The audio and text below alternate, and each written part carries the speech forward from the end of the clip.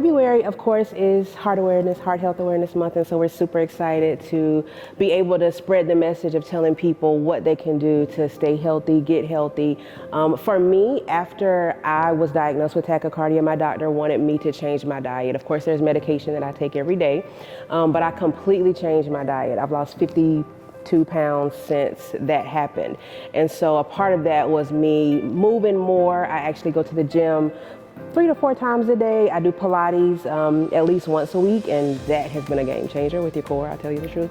And of course, diet. Diet is super important, and not necessarily doing a fad diet, but doing something that's gonna really be a lifestyle that you can adopt and you can stick to.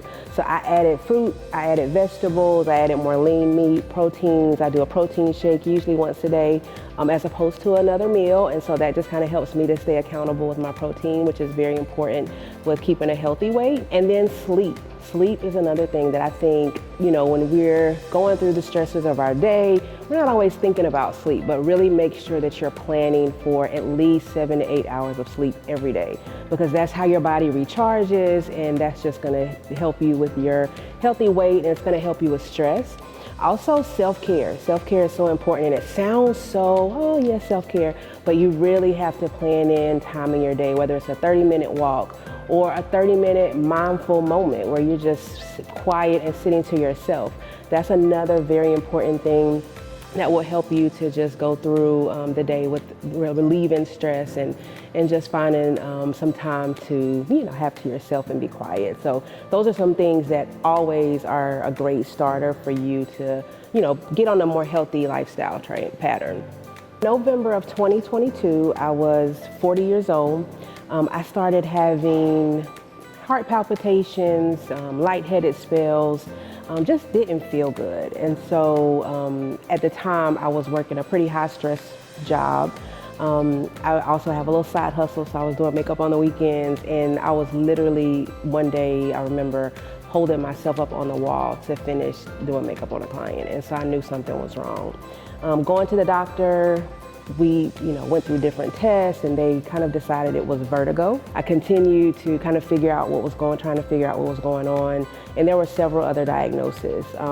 Being 40, of course, perimenopause was one of them, and just different things that were related more to sinus allergy.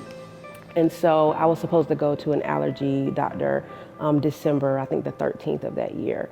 And I didn't make it to the doctor because in November, I was rushed to the hospital in an ambulance. I had never been in an ambulance. It was my first time being in an ambulance. It was super scary. And I remember that day, the emergency room was completely full. And the only thing I was worried about was getting back to pick up my son from school, because it was probably like 12 o'clock and he had to be picked up by like 5 o'clock. And so I ended up having to stay in the hospital over 4 nights. And that was the most terrifying thing, not knowing, what was going on. It took almost 4 days for them to realize that what I have is called tachycardia. The other symptom that I had was I was literally at rest. My heart rate would get up to 220 or more beats per minute. And so when I got to the hospital, I was in what they consider VTAC.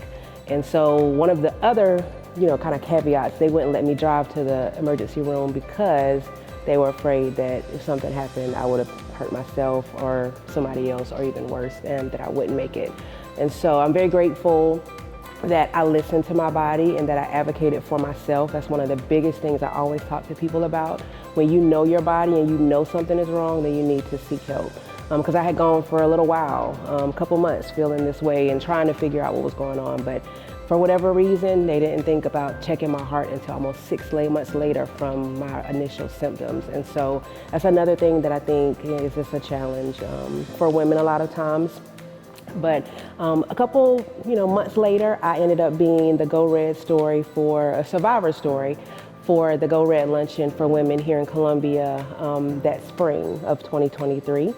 And in doing that process, I found out that they actually were looking for a communications director, and I applied for the job, and here I am. So on the other side, I think this whole experience has brought me to a whole different purpose for my life. And it's not just doing communications, but it's really telling stories that will help other people change their life. I think one of the most impactful times that I've had in the working with the American Heart Association was talking to a group of pageant girls. This was last February, and we worked with the Miss South Carolina pageant, and I talked about my story, and one of the queens that was 17 years old came up to me at the end, and she was wearing a heart monitor just like the one I had to wear. And so if my story can help somebody else figure out what's going on with them, or just cause them to talk to their doctor, I think that is it's a very impactful thing for me. So.